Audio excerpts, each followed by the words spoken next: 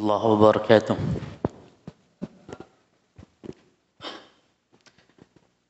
إن الحمد لله نحمده ونستعينه ونستغفره ونعوذ بالله من شرور أنفسنا ومن سيئات أعمالنا من يهده الله فلا مضل له ومن يضلل فلا هادي له وأشهد أن لا إله إلا الله وحده لا شريك له وأشهد أن محمدا عبده ورسوله صلى الله عليه وعلى آله وأصحابه والتابعين ومن تبعهم بإحسان إلى يوم الدين وسلم تسليما كثيرا أما بعد.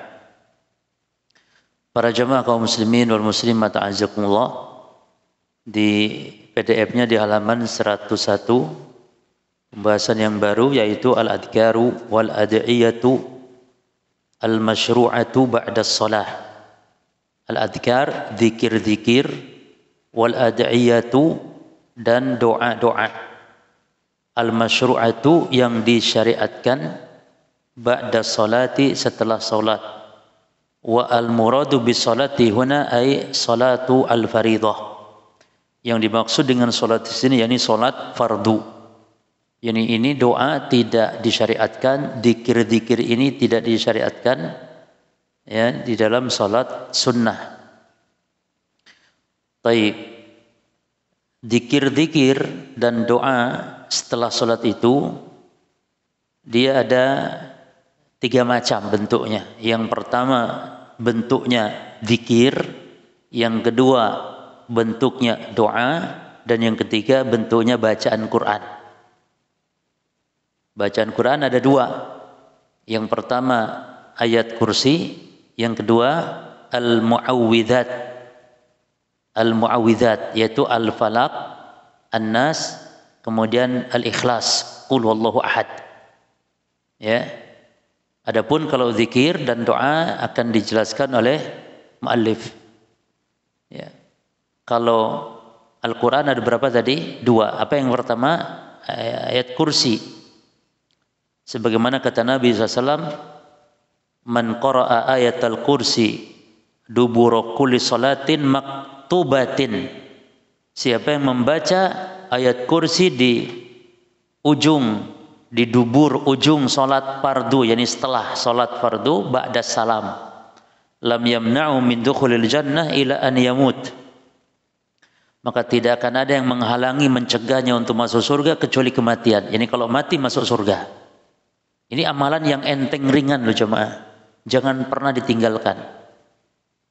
Yang kedua al-mu'awwidzat, al-ikhlas, al-falaq, dan an-nas. Al-mu'awwidzat artinya ayat-ayat Quran sebagai benteng perlindungan. Setelah turun surah al-mu'awwidzat ini, yaitu al-ikhlas, al-falaq, an-nas, Nabi meninggalkan jampe-jampe yang biasa beliau baca. Jadi ini sudah mencukupi untuk perlindungan diri, untuk tolak bala. Ya, ingat selalu ketika terjadi bahaya saat itu, hujan deras, gelap sangat luar biasa, sangat mencekam dan menakutkan. Nabi perintahkan para sahabat untuk membaca. Kata Nabi, qul, bacalah, qul, bacalah, bacalah. Kata para sahabat, apa yang harus saya baca ya Rasulullah? Kata Nabi, qul a'udzu birabbil falaq, qul a'udzu birabbin nas. Jadi ini kadang-kadang para jamaah kita lupa. Ya.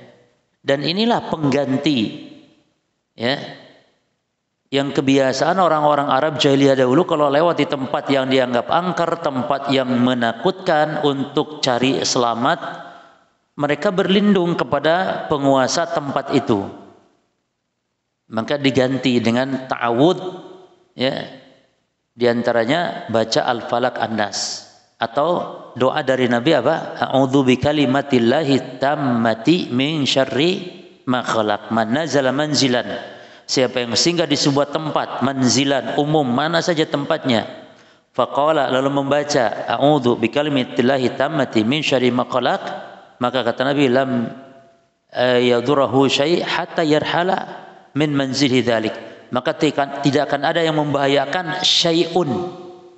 Syai'un itu apa saja, baik jin, baik syaitan, baik manusia jahat, binatang jahat, termasuk karena syai'un, termasuk apa saja, termasuk virus, ya, termasuk virus. Berjamaah luar biasa. Jadi muslim kemana ada tempat, di mana singgah, di mana lewat, baca a'udzu bikalimatillahi tammati min syarri ma khalaq. Nah, jadi al-mu'awwidzat ini, al-ikhlas, al-falaq, an-nas dibaca ya di setiap selesai salat fardu. Amarani Rasulullah SAW, kata Uqbah bin Amir, an aqra al-mu'awwidzat dubur kulli salatin. Rasul memerintahkan aku untuk membaca al-mu'awwidzat di setiap selesai salat.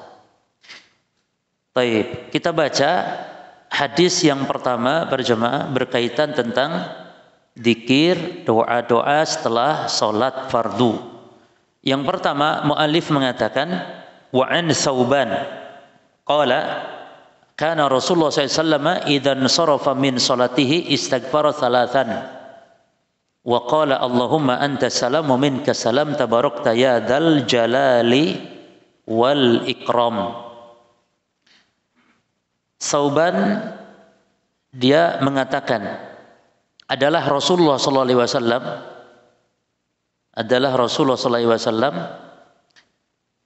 apabila beliau selesai insarafa min salatihi, selesai dari salatnya, ini berpaling dari salatnya, istaghfara salasan, maka beliau beristighfar 3 kali. Beristighfar 3 kali, wa qala, lalu beliau membaca Allahumma anta salam, wahai ya Allah, engkau adalah as-salam. Nah, jadi as-salam ini nama Allah berdasarkan hadis ini. Dan makna as-salam selain dia adalah nama Allah, juga bermakna yakni as-salam yakni as-salamah, keselamatan. Makanya wa minka as-salam, dan darimu lah ya Allah keselamatan. Maka kalau orang mengatakan assalamualaikum, ini maknanya seperti ini, yaitu Allah as-salam menyertaimu senantiasa dunia akhirat, atau keselamatan semoga menyertaimu dunia akhirat. Maka tidak boleh diucapkan kepada orang kafir, karena orang kafir enggak selamat. Di mana orang kafir enggak selamat? Di akhirat cuma. Kalau di dunia orang kafir selamat, enggak masalah. Orang kafir sehat, orang kafir selamat, dan kita boleh doakan selamat bagi orang kafir di dunia. Semoga kamu selamat, semoga kamu sehat wahai orang kafir, enggak masalah. Ya. Makanya dibolehkan meruqyah orang kafir. Sebagaimana para sahabat disebutkan meruqyah kepala suku yang disebutkan pada sebagian pensyarah hadis itu adalah orang kafir. Sementara ruqyah tujuannya apa jemaah? Agar apa orang diruqyah ketika sakit? Agar sembuh. Tujuannya agar sembuh. Maka meruqyah orang sakit yang kafir berarti agar orang kafir ini sembuh. Maka boleh mendoakan keselamatan bagi orang kafir di dunia. Tapi kalau keselamatan di akhirat maka tidak. Sehingga dilarang kita untuk mengucap salam, memulai salam. La tabda'ul yahud walan nasara bisalam. Jangan kalian memulai, kata Nabi, mengucap salam kepada Yahudi atau Nasrani dan selain mereka dari orang kafir semuanya. Kalau Yahudi Nasrani sudah dilarang, maka yang selain mereka lebih pantas untuk dilarang. Ya. Ini perintah Nabi. Cuma kata para ulama, memulai salam kepada orang kafir boleh, asal bukan assalamualaikum. Imam Nawawi misalnya itu mengatakan boleh. Kalau dihajatkan ya kita memulai salam. Mungkin kita ketemu dengan orang kafir yang perlu kita untuk memulai salam ya. Mungkin atasan seseorang ya, kerabat seseorang, bisa jadi. Tetangganya barangkali. Boleh tidak mengawali? Boleh, asal jangan assalamualaikum. Tapi maknanya yang semisal hanya untuk sekedar berbasa-basi mengucapkan selamat. Kata para ulama, Imam Nawawi mengatakan seperti subhakal bil khair. Selamat pagi. Nah, jadi boleh pagi. Pak Johnson misalnya, Pak Johnson pagi. Nah, Pak Johnson pagi. Apa pagi? Pokoknya pagi, sore, itu tidak masalah. Atau berbahasa-basi yang lain. Asal jangan assalamualaikum. Jelas ya? Jadi kalau setelah salat istighfar 3 kali lalu membaca Allahumma anta salam wa minka assalam tabarakta. Tabarakta artinya maha suci engkau. Tabarakta, maha suci engkau ya Allah, ya dzal jalal, wahai zat yang memiliki keagungan wal ikram dan kemuliaan. Itu luar biasa. Dan ini yang harus didahulukan jemaah. Karena disebutkan dalam hadisnya ini idzan sarafa min salatihi, berarti langsung istighfar salasan. Jadi jangan yang lain baru setelah ini. Jadi yang ini yang diutamakan dulu, istighfar 3 kali lalu membaca Allahumma anta salam wa minka salam tabarakta ya dzal jalali wal ikram. Semua kitab hadis kalau dibongkar, dilihat, dicek, enggak ada tambahan selain ini. Allahumma anta salam wa minka salam tabarakta ya dzal jalali wal ikrami, enggak ada selain ini tambahan. Maka tambahan apa? Enggak boleh, enggak boleh, karena zikir-zikir salat itu sifatnya tauqifiyatun. Sifatnya itu paten jemaah, menambah 1, 2, 3, 4 huruf itu jatuh kepada mengada-ada, jatuh kepada bid'ah namanya, mengada-ada, menambah-nambah, enggak boleh. Jadi al-adhkar as-salawat tauqifiyatun 'ala nusus, kaidahnya. Zikir-zikir salat adalah paten berdasarkan dalil nas. Jadi kalau di dalil enggak ada tambahan, enggak boleh, termasuk membaca sayyidina dalam salawat. Kalau di dalam salat enggak boleh. Kita katakan enggak boleh karena enggak ada dalilnya. Tapi kalau di luar salat enggak masalah, ringan, lebih luas. Ya. Kalau di luar. Makanya para ulama pun kalau membuat muqaddimah di kitab-kitab mereka pada pakai sayyidina enggak masalah. Allahumma sholli ala sayyidina Muhammad, enggak masalah. Tapi dalam salat sifatnya tauqifiyah. Ya. Nah, yang menarik di sini waqala Al-Walid, berkata Al-Walid ini salah seorang perawi hadis. Ya. Faqultu lil Auza'i kaifal istighfar.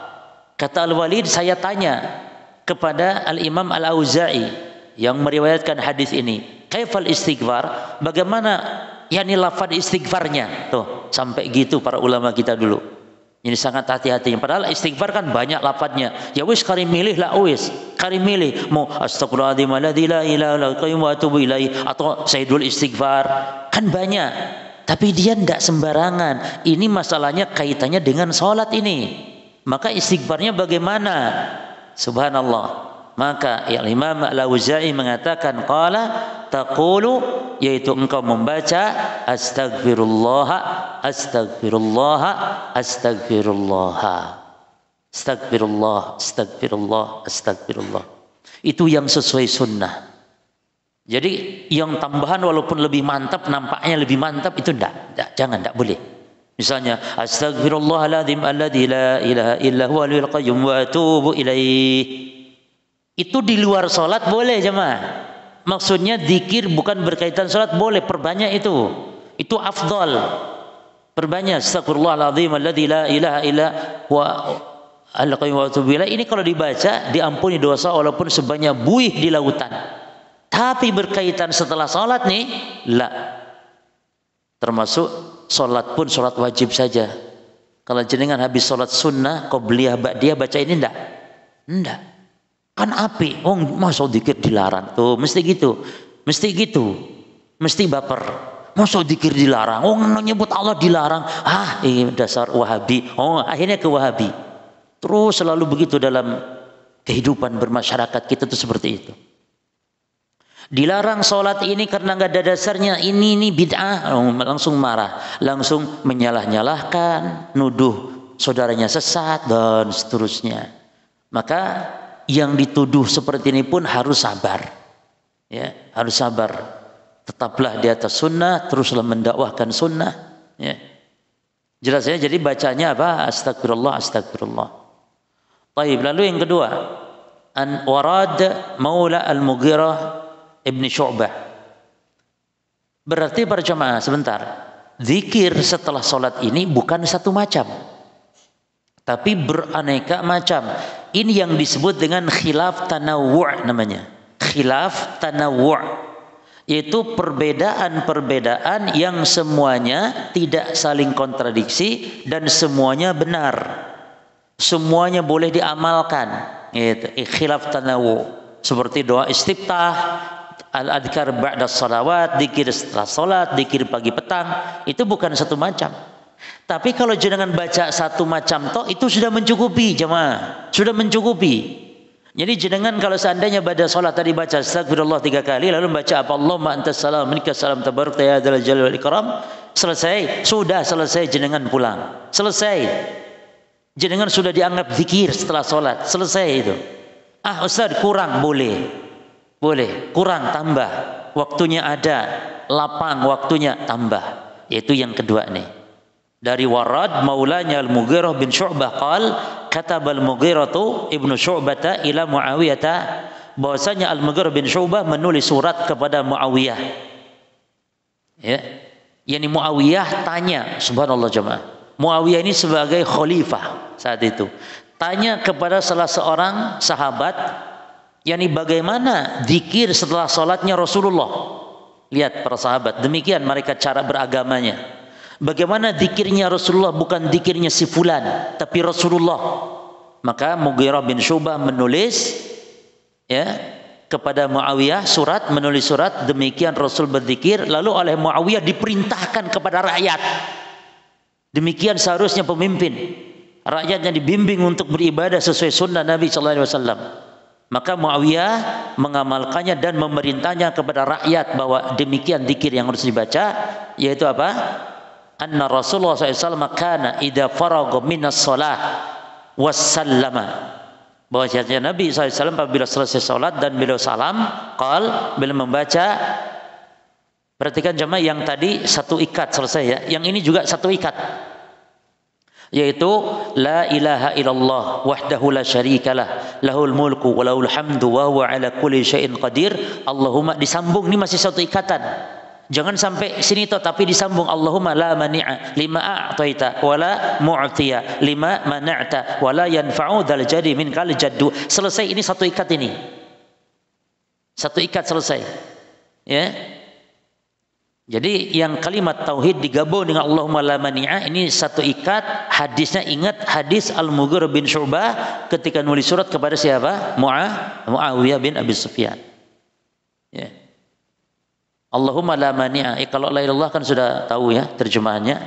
La ilallah daulah syarikalah. Yang Allahumma la mani'a itu kita sudah puluh-puluh tahun baca, tapi kadang ada yang artinya belum tahu. Cuma jangan kayak gitulah. Ya, terlalu kalau gitu namanya. Minimal walaupun tidak betul hafal secara harfiahnya, minimal tahu kandungannya apa. Allahumma la mani'a lima a'taita wa la mu'tiya lima mana'ta wa la yanfa'u itu apa? Ya. Allahumma la mani'a, ya Allah, tidak ada yang menghalangimu. Tidak ada yang menghalangimu ya Allah kalau engkau sudah memberi. Jadi kalau Allah sudah memberi rezeki, enggak ada yang bisa menghalanginya. Ya, walaupun sejuta umat mencegahnya, kalau Allah beri, tidak ada yang mampu untuk mencegah. Ya itu. Wala mu'tiya lima mana'ta, dan tidak ada yang mampu memberi siapapun kalau Allah sudah cegah. Kalau Allah sudah menghalangi, enggak akan mampu. Allahumma la mani lima wala mu'tiya lima wala yanfa'u dzal jadi minkal jadd. Dan harta benda kita semua tidak berguna kalau berhadapan dengan azab-Mu ya Allah. Ini kandungan doa itu cuma kandungannya. Berarti isinya apa ini? Apa isinya? Sanjungan pujian kepada Allah. Jelas ya? Baik. Lalu yang keberapa jemaah? Yang ketiga. Yang ketiga ini tasbih. An Abi Hurairah radhiyallahu anhu an Rasulillah sallallahu alaihi wasallam man sabbaha lillah fi duburi kulli salatin 33. Ini juga satu ikat jemaah. Ya. Jadi setiap satu hadis itu satu ikat. Nah, cuma nanti prakteknya jenengan boleh disambung. Tapi jenengan harus ingat yang satu ikat itu tadi la ilaha illallah dengan Allahumma la mani'a. Ya.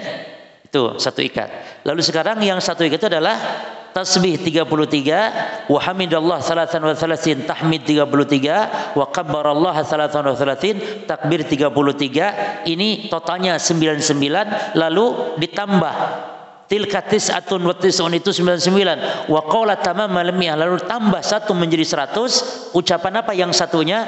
La ilaha illallah wahdahu la syarikalah lahul mulku wa lahul hamdu wa ala kulli syai'in qadir. Nah, ini satu ikatan ini. Tasbih 33, tahmid 33, takbir 33, lalu tambah satu kalimat tauhid menjadi 100. Apa ganjarannya jemaah?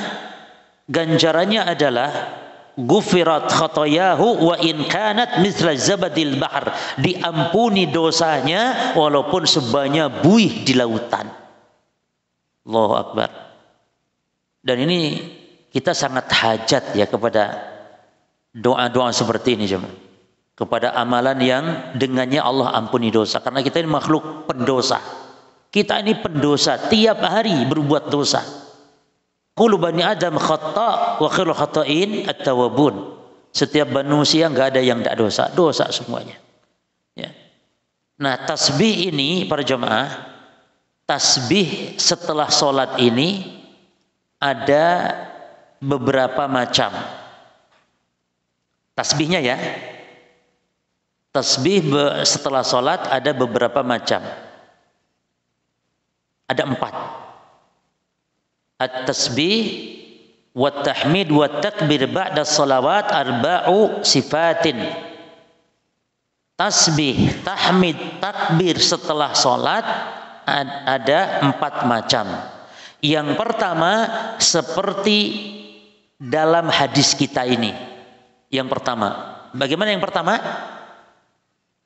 Tasbih 33, tahmid 33, terus takbir 33 menjadi 100 dengan la ilaha illallah wahdahu la syarikalah lahul mulku wa lahul hamdu wa ala kulli syai'in qadir. Itu yang pertama. Yang kedua, subhanallah 10 marrat, walhamdulillah 10 marrat, wallahu akbar 10 marrat. Yang kedua, tasbih 10 kali, tahmidnya 10, takbirnya 10. Total berapa? 30. Selesai. Ini yang kedua. Jangan pilih mana, silahkan. Saya mau yang pertama Ustaz, cek mantap, soalnya menjadi 100. Oke, enggak masalah. Yang 10-10 boleh, karena ada hadisnya sahih dari Abu Hurairah. Ya. Disebutkan, ya Rasulullah, dhahaba ahlu duthur bidarajat wa na'imil muqim. Kata Abu Hurairah, datang orang-orang miskin kepada Nabi, ya Rasulullah, orang-orang kaya telah banyak mereguk pahala, mencapai derajat-derajat yang tinggi, mencapai nikmat-nikmat yang kekal abadi. Orang kaya. Kata Nabi, bagaimana? Kaifa dzaka? Bagaimana itu, kata Nabi? Kok kalian ngomong gitu? Gitu ya.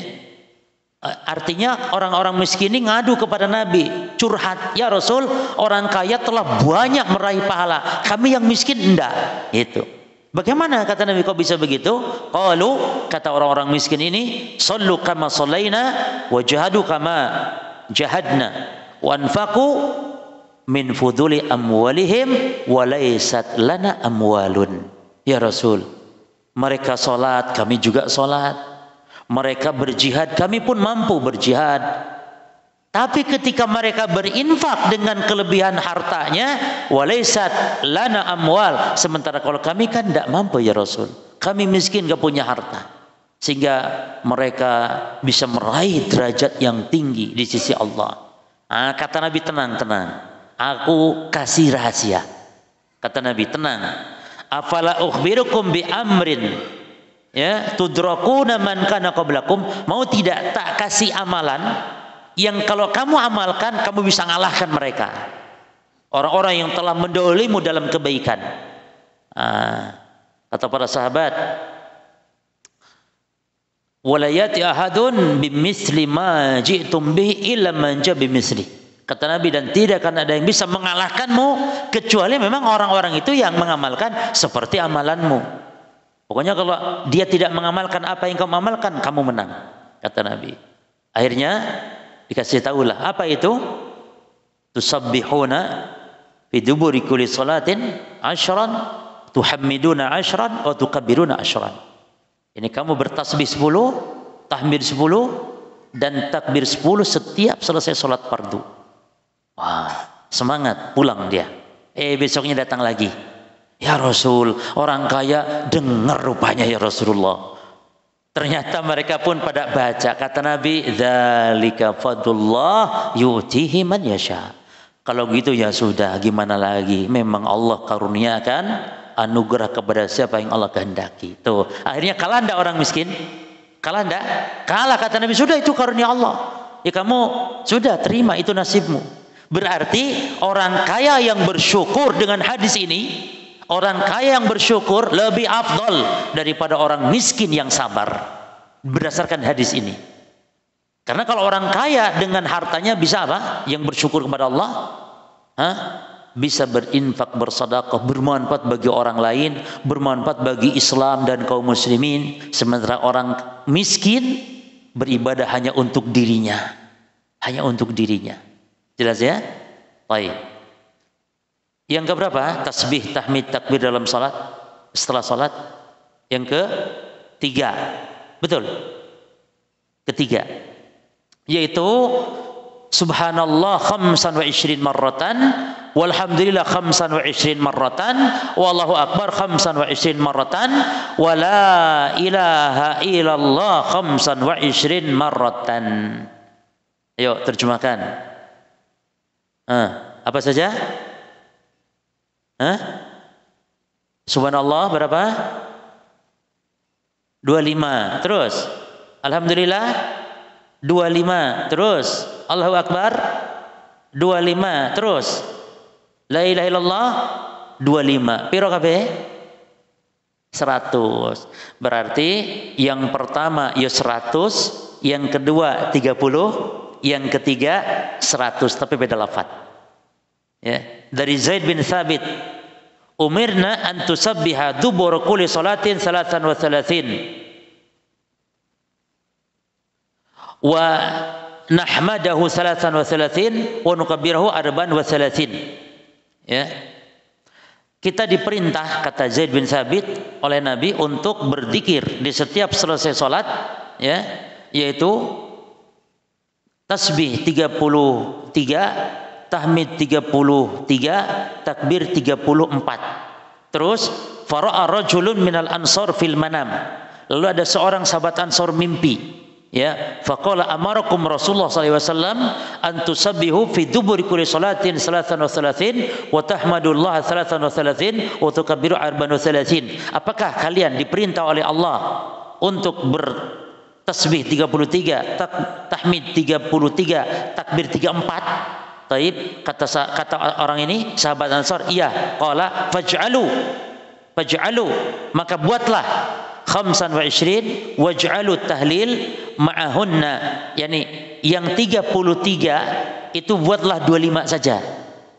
Dalam mimpinya ini buat 25, tahmid 25, takbir 25, dan tambah tahlil itu la ilaha illallah juga 25. Faghada, perhatikan, loh kan mimpi sahabat, dengar dulu hadisnya belum selesai. Kan itu mimpi sahabat, iya, dengar dulu. Kalau cuman mimpi sahabat tok itu bukan dalil. Kalau cuman sahabat tok mimpi itu bukan dalil. Tapi ketika dia lapor kepada Nabi dan Nabi merekomendasi, Nabi menyetujui, barulah sebagai dalil. Besoknya lapor kepada Nabi, diceritakan, maka apa kata Nabi? Faf'alu, oh lakukan, karena itu adalah mimpi yang hak, lakukan. Berarti berapa? Jadi sahabat Ansor ini dalam mimpinya yang Nabimu memerintahkan 33, tahmid 33, takbir 34, buatlah semuanya berapa? 25 rata. Lalu tambah tahlil 25, berarti 100. Kata Nabi if'alu, lakukan, yaitu sesuai, yakni mimpi itu benar. Terus yang satu lagi, yang keempat, tahu berarti dari hadis tadi berapa? Tadi hadisnya. Jadi hadis ini dua dalil jemaah, dua sifat. Barusan saya baca hadis. Berapa? Tasbih 33, terus tahmid 33 terus takbir 34 kan gitu. Lalu dia mimpi sahabat Ansor buatlah 25. Tapi yang itu tetap berlaku karena itu juga syariat Nabi. Jadi yang keberapa? Berapa sekarang kita? Keempat, yaitu subhanallah 33 marrah, walhamdulillah 33 marrah, wallahu akbar arba'an wa 30 marratan. Hadisnya yang tadi. Selesai? Inilah 4 macam tasbih ba'da shalah. Dan bagaimana ngitungnya jemaah? Bagaimana ngitungnya? Al-jawab, ngitungnya al-aqd bil anamil, itu dengan jari. Dan Syekh Saleh bin Al-Utsaimin hafizahullah, beliau menyebutkan jadi caranya, jadi jangan dibuka al-aqd itu, tapi ke dalam begini, ya. Jadi begini. Nah, jadi bukan begini. Bukan dibuka, tapi al-aqd diikatkan. Nah, ini atau begini boleh, ya. Nah, bil anamil. Disunahkan an ya'udat tasbih wat tahmid wat takbir bi aqdi asabihi. Yani disunnahkan bertasbih, tahmid dan takbir itu dengan menghitung dengan ruas jarinya. Ya. Hadisnya dari Yasirah binti Yasir. Wa kanat minal muhajirat, termasuk sahabiat dari kalangan muhajirin, sahabat perempuan. Yasirah mengatakan, qala lana Rasulullah SAW, ya nisa'al mu'minat. Nabi bersabda kepada para wanita, tentu kepada kita semuanya, wahai wanita-wanita mukminah, alaikunna bitahlili wat tasbihi wat taqdisi. Hendaklah kalian bertahlil, bertasbih dan memuji Allah itu, wala tagfulna, jangan kalian lalai, fatansayna rahmah, sehingga engkau melupakan rahmat, ya. Wa aqidna bil anamil, dan hitunglah tasbih tahlil yakni zikirmu bil anamil dengan ruas-ruas jari, fa innahunna mas'ulatun mustantaqatun, karena jari ini akan ditanya dan jari ini di akhirat akan ngomong. Yauma nakhtimu ala afwahihim wa tukallimuna aydihim wa tashhadu arjuluhum bima kanu masalah libin yasinan bendino. Surah Yasin. Al-yawma nakhtimu ala afwahihim, pada hari aku kunci, kata Allah. Nakhtimu ala afwahihim, dikunci mulut. Maka di akhirat ini jari yang ngomong. Jadi saksi ya jemaah.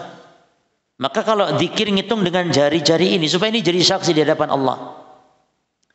Al-yawma nakhtimu ala afwahihim tukallimuna aydihim. Ya, tangan yang bicara. Wa tashhadu arjuluhum, dan kaki yang menjadi saksi bima kanu yaksibun. Ya. Kemudian tangannya yang mana jemaah? Tangannya yang kanan. Kalau bisa dua-duanya boleh sebenarnya. Yang enggak boleh itu yang kiri aja. Subhanallah, subhanallah, subhanallah. Ya.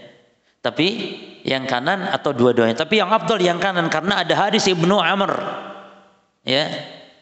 Abdullah bin Amr bin Al-As, ra'aitu Rasulullah, saya melihat Rasulullah SAW ya'aqidut tasbih, menghitung tasbih biyaminihi, dengan tangan kanannya, yakni jari-jari kanan. Berarti berzikir dengan menghitung pakai jari, pakai tangan, ini ya sabda Nabi kepada para wanita tadi, ya perbuatan Nabi, yakni ini sangat kuatnya pendalilan.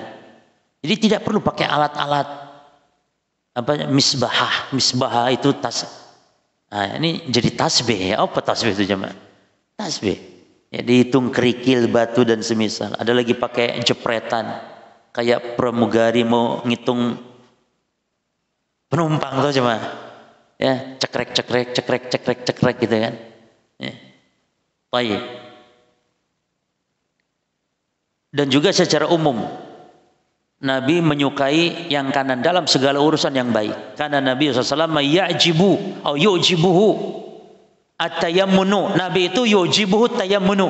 Nabi itu menyukai menggunakan kanan fi tana'ulihi wa tarajulihi wa tuhurihi wa fi kullihi. Itu dalam pakai sendalnya, dalam meminyaki rambutnya, dalam bersucinya, dan dalam semua perkara, semua urusannya.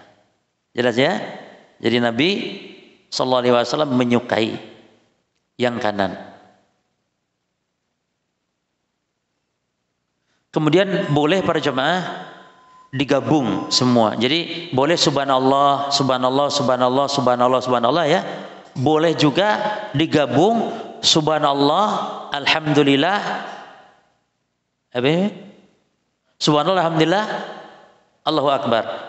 Subhanallah, alhamdulillah, Allahu akbar. Subhanallah, alhamdulillah, Allahu akbar. Jadi kalau itu berarti cuman cukup berapa kali? Ya cukup 33 selesai. Atau masing-masing dipecah. Subhanallah 33, alhamdulillah 33, atau subhanallah, alhamdulillah, Allahu akbar. Dibaca 33 kali. Adzan? Fadhal adzan dulu.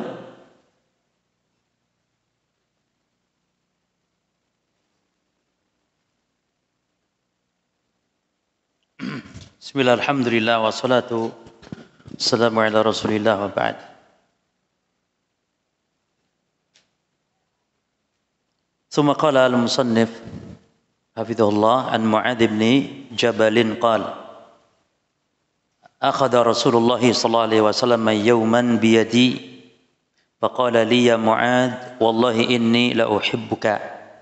Dari Mu'adz bin Jabal qala akhadha Rasulullah SAW yauman, pada suatu hari Rasul memegang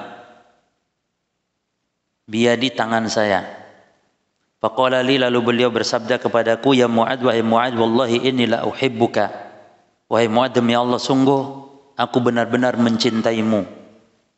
Ini berarti sebagai bentuk apa? Tazkiyah dari Nabi ya kepada Mu'adz. Ini jaminan, tanda kalau Mu'adz ahlil jannah karena dicintai oleh Nabi. Dan secara umum para sahabat memang ahlul jannah secara umum. Dan Mu'adz memang memiliki keistimewaan khusus, seperti kata Nabi, a'lamu ummati bil halal wal haram Mu'adz bin Jabal. Umatku yang paling tahu halal haram adalah Mu'adz bin Jabal. Ya. Ditambah lagi sekarang hadis ini.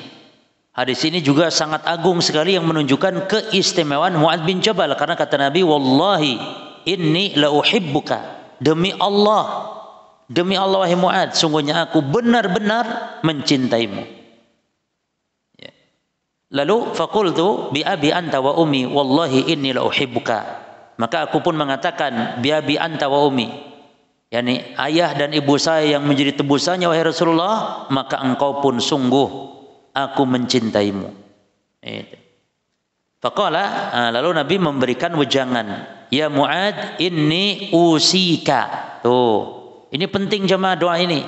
Karena kata Nabi, Mu'adz, sungguhnya aku wasiatkan kepadamu. Wasiat itu kan perkara yang penting. Wasiatkan, la tada'anna, jangan pernah sekali-kali kau tinggalkan. Jadi sudah ada kata-kata wasiat, lalu Nabi menguatkan dengan kalimat penguat, yaitu la tada'anna, nun taukid di situ. Jangan pernah. Itu terjemahannya. Jangan pernah, jangan sekali-kali pernah kau tinggalkan. Itu. Antakul, untuk membaca dubur kulli salatin, di setiap dubur salat, ujung salat, yaitu membaca Allahumma a'inni ala dzikrika wa syukrika wa husni ibadatik. Ya Allah, bantulah aku untuk mengingatmu, bersyukur kepadamu, dan memperbaiki, ya, memperbaiki, membaguskan ibadahku. Ini dibaca kapan berjemaah? Karena ini doa, maka dibaca qabla salam. Ya. Walaupun sebagian ulama mengatakan ini pun boleh dibaca setelah salam karena bagian daripada yakni al-adhkar wa da'awat ba'da as-salawat. Tapi yang afdolnya kaidahnya sebagaimana kata Syekhul Islam, kalau zikir dibaca setelah salam, kalau doa dibaca sebelum salam. Kalau doa, ya. Baik. Lalu setelah itu apa? Hadis dari Abu Umamah, an Abi Umamah anna Nabiya sallallahu alaihi wasallam qala, ini tadi sudah saya baca hadisnya tentang ayat kursi. Man qara ayatul kursi dubur kulli salatin maktubatin lam yamnahu min dukhulil jannah ila an yamut. Siapa yang membaca ayat kursi di setiap selesai sholat, nah kalau ayat kursi bukan sebelum salam, tapi setelah salam, karena ada zikir, ya, bukan doa. Membaca ayat kursi di ujung setiap sholat, yakni setelah sholat fardu, maka tidak ada yang mencegah untuk masuk surga kecuali mati. Zada Muhammad bin Ibrahim fi hadithihi wa qul huwallahu ahad. Ya. Muhammad bin Ibrahim di dalam hadisnya ada tambahan kata, yakni dan juga qul huwallahu ahad. Terus an Uqbah bin Amir qala amarani Rasulullah sallallahu alaihi wasallam ana aqra bil muawwidzati dubur kulli salatin. Dari Uqbah bin Amir dia berkata, Rasul merintahkan aku untuk membaca al-muawwidzat. Al-muawwidzat tadi 3 surat Al-Qur'an, yaitu Al-Ikhlas, Al-Falaq dan An-Nas setiap selesai salat. Terakhir khusus di sholat subuh jemaah sebagai dzikir pagi, yaitu dari Ummi Salamah. An Ummi Salamah anna Nabiy sallallahu alaihi wasallam kana yaqulu idza shalla as-subha hina yusallim. Dari Ummu Salamah beliau mengatakan bahwasanya Rasulullah terbiasa apabila sholat subuh setelah salam beliau membaca Allahumma inni a'udzu Allahumma inni as'aluka Allahumma inni as'aluka 3 hal, ilman nafi'an wa rizqan thayyiban wa amalan mutaqabbalan. Dan ini para jemaah ternyata rahasianya luar biasa. 3 hal yang diminta Nabi di pagi hari ini karena memang manusia mau beraktivitas dan manusia butuh 3 hal ini, yaitu ilmu, rizki dan amal yang diterima Allah. Dan yang menarik lagi dari sisi kenapa Nabi dahulukan, maka antum jangan robah ini. Jangan didahulukan amalan mutaqabbala, jangan, tapi dahulukan ilman nafi'an, setelah itu rizki, baru setelah itu amal. Apa hikmahnya jemaah? Kenapa urutan nomor 1 ilmu? Karena dengan ilmu yang bermanfaat, dengan ilmu agama ini, seseorang akan selamat. Yang kedua yaitu rizki yang halal, tidak akan mungkin gitu. Jadi akan selamat karena dia tahu ilmunya. Maka dengan ilmu seseorang akan mencari rezeki dengan cara yang halal.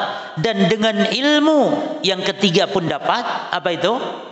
Dengan ilmu amalan diterima Allah. Karena syarat kabul amal apa? Ikhlas dan mutabah. Mutabah maknanya ilmu.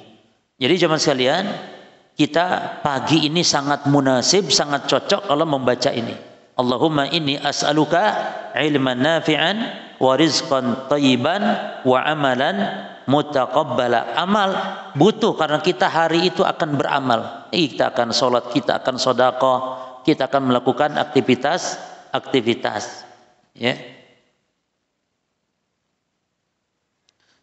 Insya Allah nanti masuk ke pembahasan makruhat as-shalah.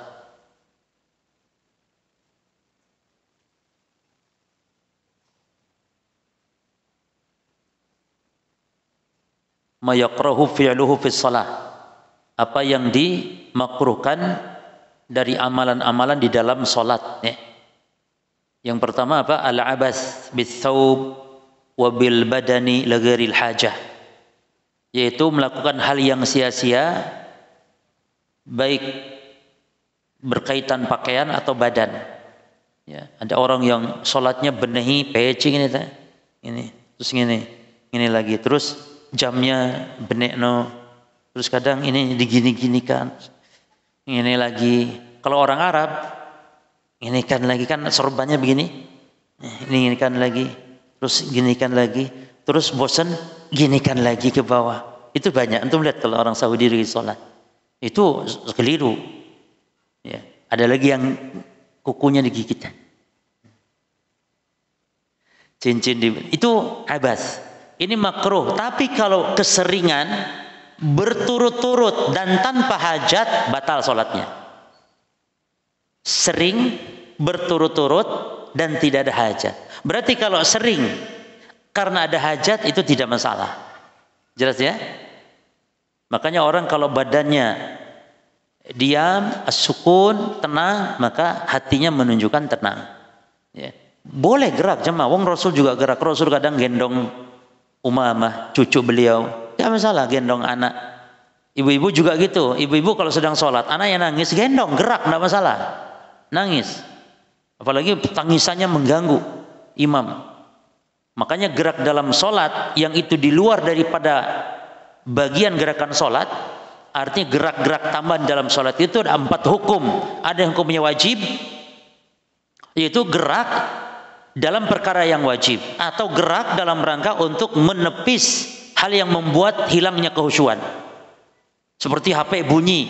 Subhanallah, saya pernah itu HP bunyi dan ringtone lagu seperti itu, kemudian dia diam, dibiarkannya, dan qadarullahnya yang telepon itu terus lagi, begitu nggak diangkat telepon lagi, sampai sholat akhirnya kayaknya jamaah dengerin HP dia aja dari awal sampai akhir.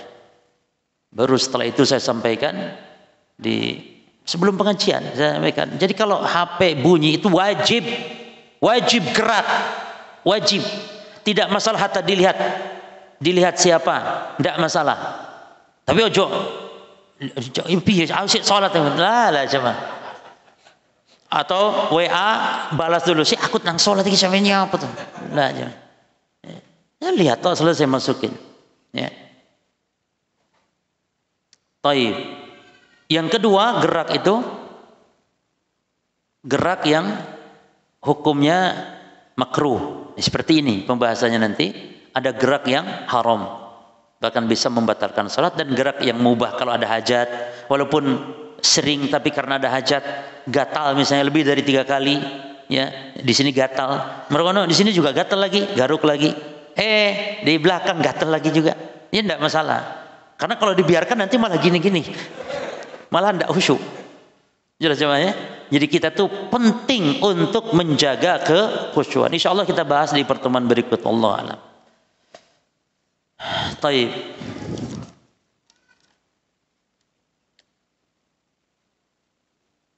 Assalamualaikum warahmatullahi wabarakatuh. Waalaikumsalam warahmatullahi wabarakatuh. Taib. Izin bertanya, jika setelah sholat membaca ayat kursi dan lainnya, bolehkah diniatkan untuk ruqyah? Ya boleh, asal jangan itu berkeyakinan dikaitkan setelah sholat. Ya, jadi setelah sholat kebetulan kita mau meruqyah diri misalnya, atau mau meruqyah orang lain, tidak masalah. Cuman yang tidak boleh itu apa? Dikaitkan meyakini ini lebih afdol dan yang semisal. Jelas ya? Maka hal-hal seperti itu tergantung niat. Orang baca surah Yasin malam Jumat boleh tidak? Loh, siapa yang larang jemaah? Yang dilarang itu meyakini lebih afdol, ini sunnah dan semisal, karena ini butuh dalil meyakini lebih afdol. Semata-mata membaca ayat kursi atau surah Yasin di malam Jumat, siapa yang larang? Tidak ada yang larang. Yang kita larang itu adalah keyakinan, gitu loh. Keyakinan sebagian kaum muslimin, dan dengan cara-cara tertentu, dengan yasinan dan semisal, itu yang kita larang. Adapun membaca Yasin, membaca Al-Baqarah, tidak masalah. Walaupun malam Jumat, malam Sabtu. Makanya mereka kalau kita katakan tidak boleh mengkhususkan malam Jumat baca Yasin karena tidak ada dalilnya. Lalu apa kata mereka? Loh, kalian juga ngaji kok malam Sabtu? Kajian malam Sabtu ya karena kita pertama tidak ada keyakinan ini afdol, hanya memang kosongnya Sabtu. Selesai. Kecuali kalau kita yakini ngaji di malam Sabtu afdol misalnya. Nah, ini butuh dalil. Karena liburnya Sabtu ya Sabtu. Ana di sini dulu Kamis ya, sekarang Selasa. Dulu apa selesai Kamis ya. Karena waktunya saja kebetulan, bukan masalah keyakinan. Jelas ya? Jadi bedakan urusan dunia ini. Kalau masalah ngaji hari apa itu urusan dunia. Tapi meyakini baca surat tertentu menganggap afdol di malam tertentu, di waktu tertentu, ini butuh dalil. Wallahu a'lam. Ya.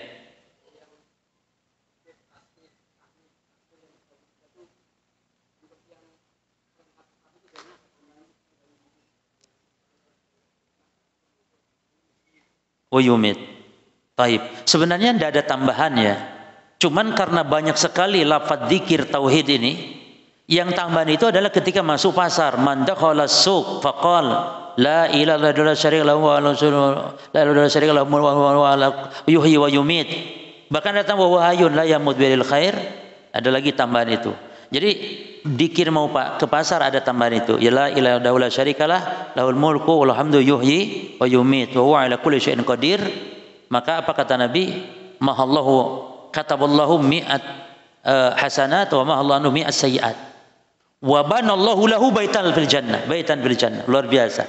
Siapa yang ke pasar baca doa tadi, baca zikir la ilaha illallah syarikalah lahul mulku wal hamdu yuhyi wa yumiit wa huwa ala kulli syai'in qadir, dicatat 100 pahala, digugurkan 100 dosa, dibangunkan istana di surga.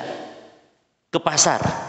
Ini luar biasa jemaah. Termasuk bukan hanya ke pasar, kita masuk, mohon maaf, masuk supermarket, masuk, baca la ilaha illallah wahdahu la syarikalah. Itu dihindarkan ya dari keburukan-keburukan. Jadi yang untuk sholat sebaiknya tidak pakai, ya, tidak pakai karena bisa jadi itu ada tambahan-tambahan yang memang terselipkan dari riwayat-riwayat yang lain. Baik. Ya.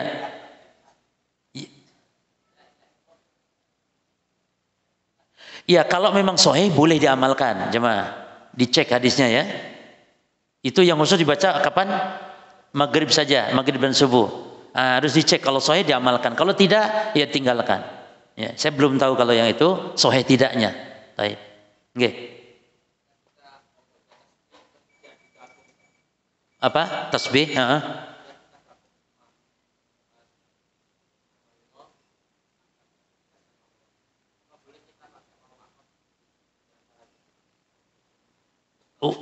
Taib, kalau menggabung boleh kalau ketika digabungkan, ya.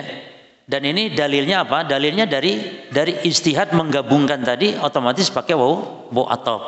Ini subhanallah alhamdulillah la ilaha subhanallah walhamdulillah Allahu akbar. Subhanallah alhamdulillah Allahu akbar. Subhanallah alhamdulillah Allahu akbar.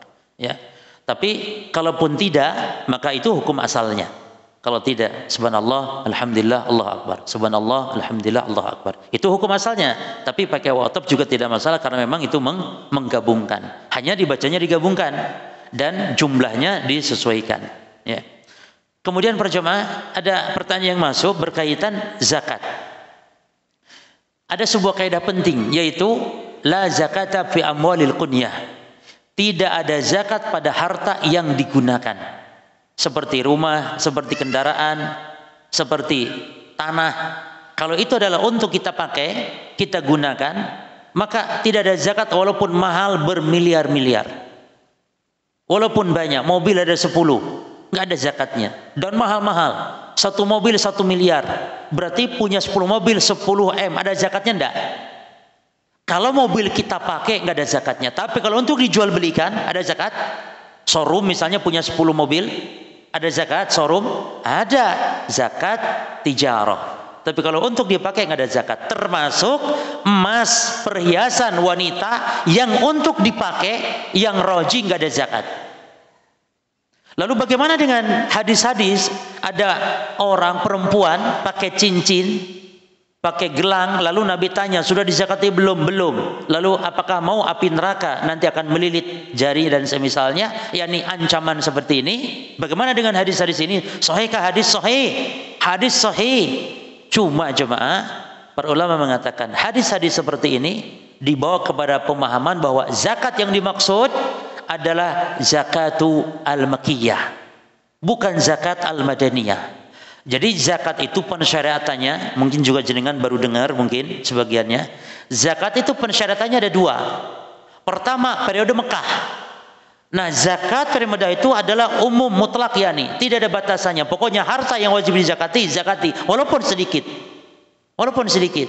Adapun yang kedua, pensyaratan zakat adalah ketika Nabi sudah hijrah ke Madinah, maka disebut zakat al-madaniyah, yaitu zakat yang sekarang dipahami ada nisabnya, ada haulnya, ada ukuran, dan ada harta-harta tertentu yang harus dizakati. Nah, kesimpulannya berarti emas yang dipakai tidak ada zakatnya, kecuali kalau ibu-ibu pakai emas niatnya untuk nabung. Beli emas memang untuk disimpan supaya nanti dijual lagi, untuk nabung, nyimpen aja. Tapi terkadang dipakai, maka niat ini berlaku. Jadi tergantung niat. Makanya ibu-ibu kalau beli emas, beli cincin, gelang, kalung, beli emas, niat aja untuk dipakai. Nanti kalau butuh duit, jual. Beli mobil untuk diapakan? Dipakai. Nanti kalau butuh duit mobilnya dijual. Boleh, boleh. Nah, jangan niat beli tanah seluas-luasnya, beli tanah seluas-luasnya tujuannya supaya menghindar zakat. Karena kalau ditabung di bank, di deposito kan di bank harus dizakati kan, karena nyimpan duit. Tapi dibelikan tanah kan tanah nggak ada zakat katanya tadi. Nabi bersabda, "Laisa 'alal mu'min fi farasi shadaqah." Tidak ada zakat bagi orang beriman dalam kuda kendaraannya. Nggak ada zakat. Berarti beli tanah, beli mobil, banyak rumah, tapi tujuannya menghindar zakat, ini justru orang yang terlaknat, bisa jadi hartanya tidak berkah. Ya, justru zakat itu jangan dihindari, justru berharap, ya Allah, kalau saya berarti bisa zakat, berarti sudah mampu, alhamdulillah, rezeki melimpah. Karena zakat syaratnya mencapai apa nih? Nisab. Berarti kalau jenengan sudah punya uang, harta mencapai nisab, alhamdulillah, bersyukur. Ketika zakat justru Allah akan lebih tambah rezeki kita, Allah akan mudahkan rezeki kita. Jangan malah menghindar zakat. Jelas jemaah? Jangan menghindar. Bahkan kalaupun belum mampu zakat, belum mencapai nisab harta kita, perbanyak apa? Perbanyak sedekah. Jadi sekali lagi, la zakata fil amwal al kunyah, tidak ada zakat pada harta-harta kunyah. Apa harta kunyah? Jadi harta yang dipakai digunakan, bukan untuk dijual belikan dan yang semisal. Allah alam. Ada yang tanya tentang zakat? Sudah selesai semua zakatnya ya? Nggih.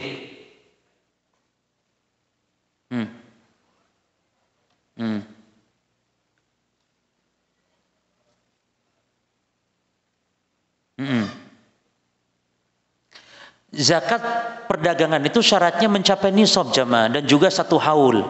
Jadi jenengan punya produk yang mau dijual, entah kendaraan motor, kalau kendaraannya di bawah nisab berarti nggak wajib zakat, perbanyak sedekah saja. Jelas ya? Kalau mencapai nisab itu pun tunggu 1 haul tidak. Jadi ada orang punya showroom, itu kendaraan bermotor milik dia, bukan titipan orang. Ingat, pedagang kalau barang punya orang titipan, nggak ada zakatnya berarti. Zakatnya dari mana? Ya nanti keuntungan tabungan dia kalau dapat, itu pun kalau sudah mencapai nisab dan sudah 1 haul. Makanya syarat zakat emas, perak dan uang ini 2 syaratnya, mencapai nisab dan 1 haul, termasuk zakat perdagangan. Yes.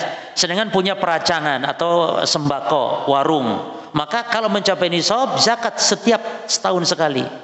Dan keuntungan laba itu tidak harus nunggu 1 haul, tapi gabungkan dengan barang. Maka ada 3 jenis yang tidak perlu nunggu haul. 1, zakat pertanian, nggak ada haul, tapi setiap panen. Yang kedua, keuntungan ar-ribhu minat tijarah, keuntungan perdagangan. Yang keempat, anak-anak hewan ternak yang sudah mencapai nisab, maka anak-anaknya gabungkan. Jadi jamaah, nisab hewan ternak itu ya, kambing 40 kan?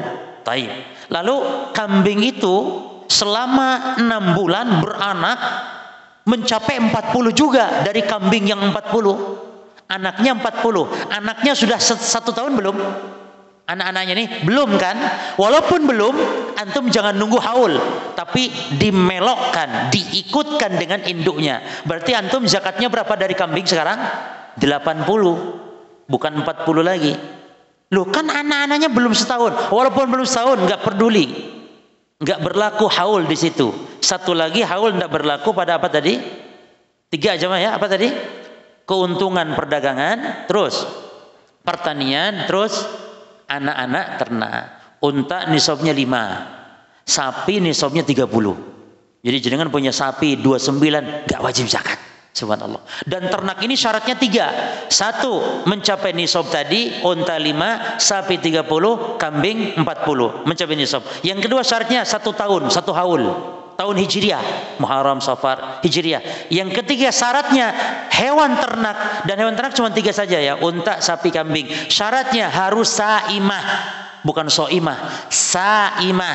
Apa itu saimah? Hewan ternak yang digembalakan secara bebas. Yani gembalakan secara bebas, gratis rumputnya dari Allah. Tapi kalau jenengan dikandangkan itu hewan-hewan ternak, jenengan ngancari rumput, Masya Allah, tidak ada zakat. Walaupun punya kambing 100 ekor, nggak ada zakat. Subhanallah. Jadi Allah itu meminta harta kita untuk zakat sangat sedikit sekali jemaah. Bahkan bersyarat, termasuk pertanian. Pertanian itu syaratnya apa? Dipotong operasional jemaah, beli pupuk itu potongkan itu. Subhanallah. Kok masih orang malas untuk mengeluarkan zakat? Potong itu pengeluaran operasional, pupuk dan semisal. Bahkan pengairannya pun beda. Kalau pakai mesin maka cuma 5%. Pakai mesin. Airnya itu loh jemaah, pakai mesin ditarik. Tapi kalau gratis, sungai, hujan dan semisal, maka 10%. Allah ini adil. Dalam zakat pun demikian. Jelas ya? Wallahu a'lam. Insyaallah kalau masuk pas babnya kita akan bahas qawaid fi zakah, kaidah-kaidah dalam zakat. Jadi kalau kita bahas kaidah ini, ngerti paham hanya mengenal beberapa kaidah, karena kaidah ini rumus ya. Seperti tadi kaidahnya, setiap harta yang dipakai ada zakat enggak? Tidak ada zakat. Termasuk emas yang dipakai, enggak ada zakat. Nah, wallahu a'lam. Subhanakallahumma bihamdika asyhadu an la ilaha illa anta astaghfiruka wa atubu ilaik. Wassalamualaikum warahmatullahi wabarakatuh.